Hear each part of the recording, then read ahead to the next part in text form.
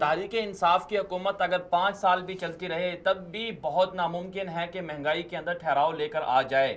تب بھی ناممکن ہے کہ تحریک انصاف کی حکومت 5 سال کے اندر پاکستان کے اوپر جو 97 ارب کا قرضہ ہے وہ اتار دے. یہ ناممکن ہے. اس کی وجہ یہ ہے جو تسلسل ماضی میں ہوا، میاں نواز شریف صاحب کے جو 5 سال کا دور تھا، زرداری صاحب کے جو 5 سال کا دور تھا، ان 10 سالوں میں جو پاکستان کے اوپر تقریباً 50 ارب ڈالر سے زائد کا جو قرضہ چڑھایا گیا ہے وہ اس قدر خطرناک ہے کہ ان کو 5 سالوں میں نہیں اتار سکتے. اچھا مدنی صاحب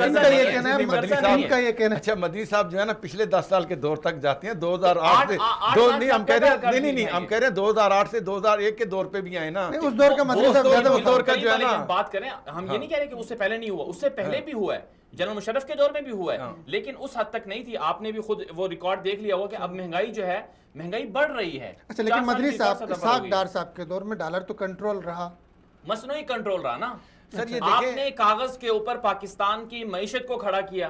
آپ کی معیشت صرف اور صرف کاغذوں کے حد تک تھی. آپ کا بجٹ بنتا تھا، وہ کاغذوں کے اندر لکھا ہوا تھا جی ریونیو اتنا ہے، درآمدات اتنی ہے، برآمدات اتنی ہیں.